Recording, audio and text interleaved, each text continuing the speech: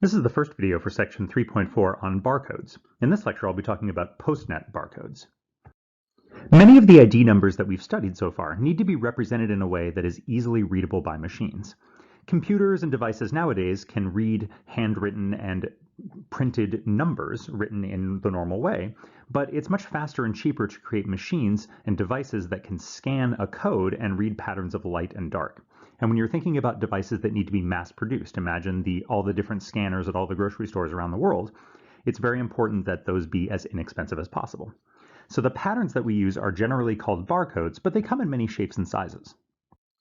Here are just a few examples of different machine-readable codes that you can see on delivery packages, mail, objects that you buy at the store, and so on.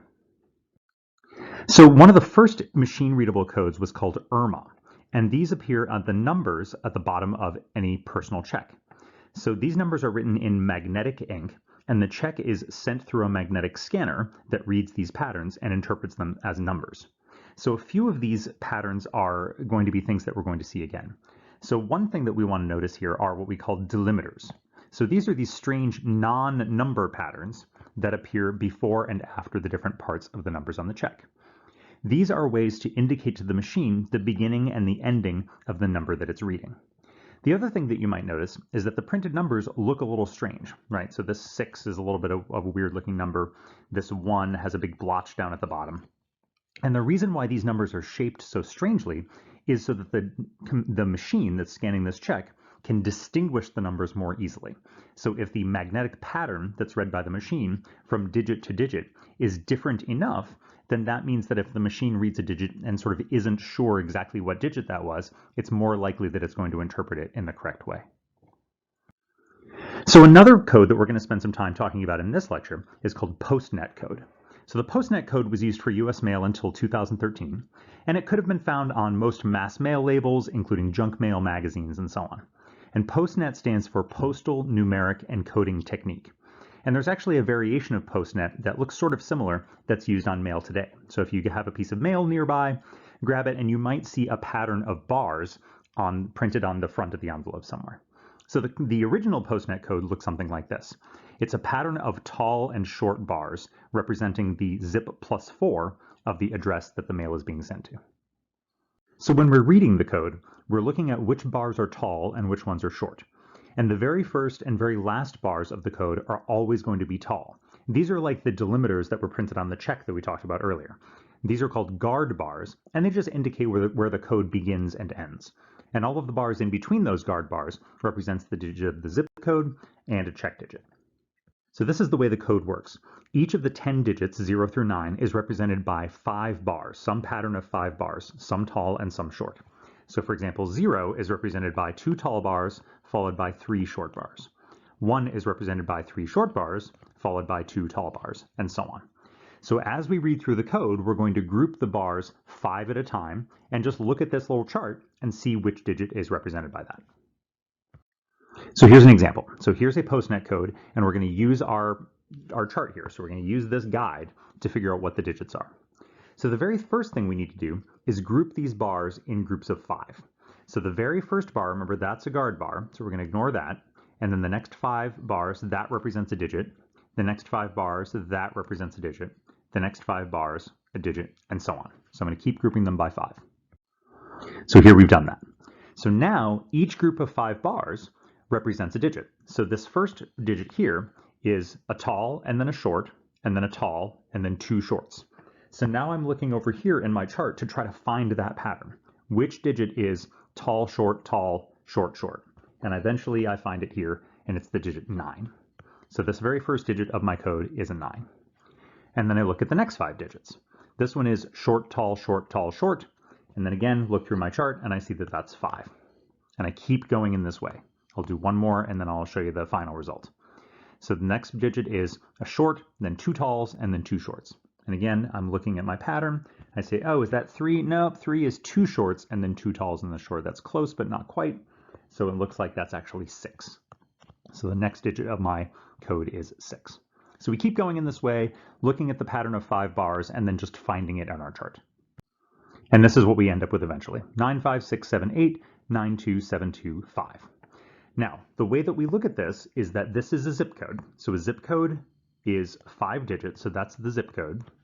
And then the +4 of the zip code, that's 4 more digits that represent sort of more specifically the location, right? A zip code can be a big area of land, and so the +4 sort of narrows it down to a smaller area. And then this 5 right here, that's a check digit.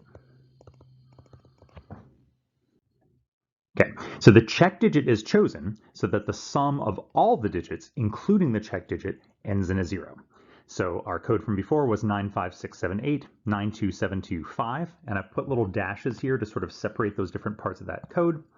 And then if we want to check that, we just add up all those digits, 9 plus 5 plus 6 plus 7, and so on. We grab our calculator, we add all those up. We see that that adds up to 60. 60 ends in a 0. So that means that this zip code, this POSTNET number, is valid.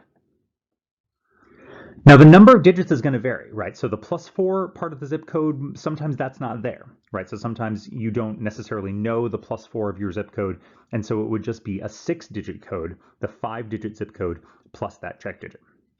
On the other hand, sometimes the +4 isn't specific enough, right? So if you've got a very large zip code with a lot of different neighborhoods and a lot of different houses and you know, buildings and places, things that mail need to get delivered to, sometimes there's an additional 2 digits called the delivery point that are added to the zip code. So you'd have a zip +4 plus a 2-digit delivery point plus a check digit. So 12 total digits for your zip code sometimes.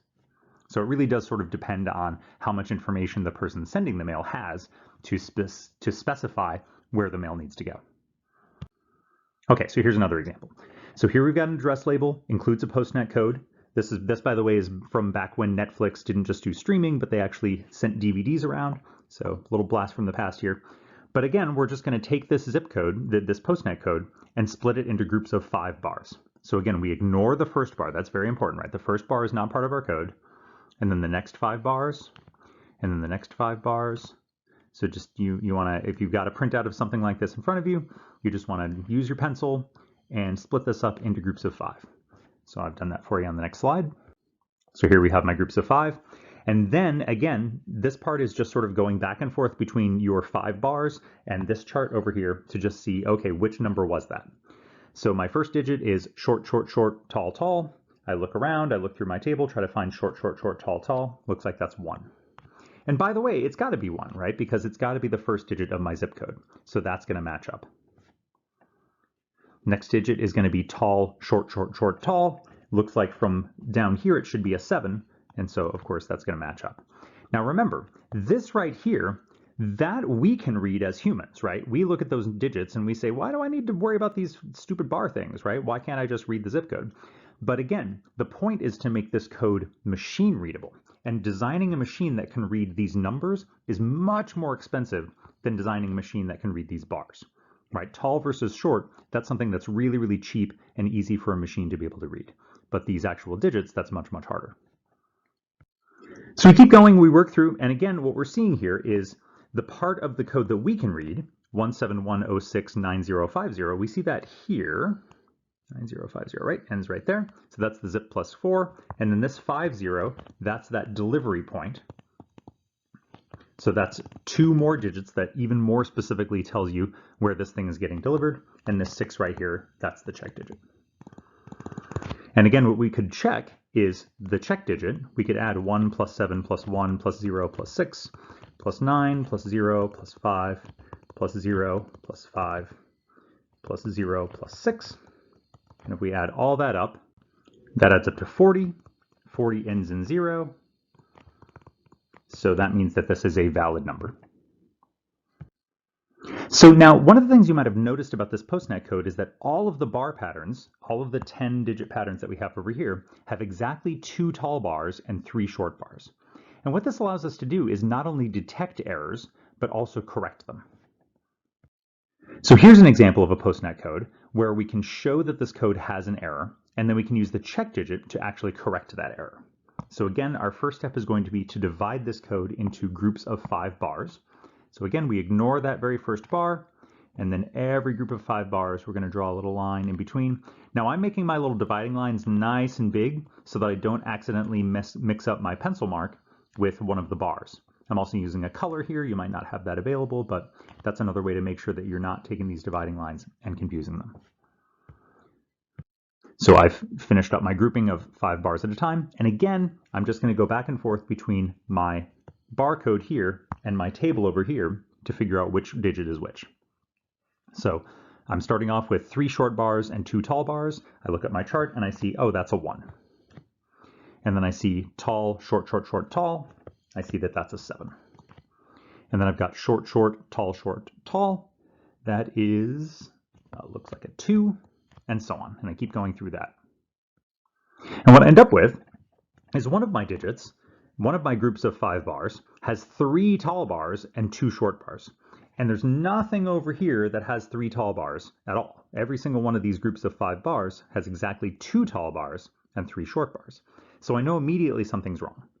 So what I've got is all of the digits of my code, but missing 1 digit. And so as we've done before, what we can do is use our check digit system to find that missing digit. So remember that what's supposed to happen is when I add up all these digits, I've got a 0 in there, 0, 3, 6, 0, and 4. When I add up all these digits, this is supposed to end in 0. So what I'm going to do is add up all the digits that I can. So I add up all the digits that I see there. Right, I can't add the question mark, but I can add everything else. And when I do that, I get 44. So I get 44 plus a question mark. And this is supposed to end in 0. So what should the question mark be so that when I put that in, then this will add up to something that ends in 0? Well, hopefully you can think about this and see that if I make the question mark be a 6, right, if I put a 6 here, because 4 plus 6 is 10, 44 plus 6 will end in 0, and in fact it'll end in 50, and so 6 is the missing digit. And something else that I can note here is that the pattern that I had was tall, tall, tall, short, short, and a 6 is short, tall, tall, short, short. So we can tell that this is actually, we can see exactly what happened, right? The tall bar that we had at the beginning of that group of 5 bars is actually supposed to be a short bar. So we can tell that actually we were only off by 1 single bar. So next time we're going to be talking about the barcodes that you might be a little bit more familiar with, the barcodes that you find on products in the grocery store that are called UPC codes. And rather than a pattern of tall and short bars like we had with POSTNET, UPC barcodes use a pattern of light and dark bars.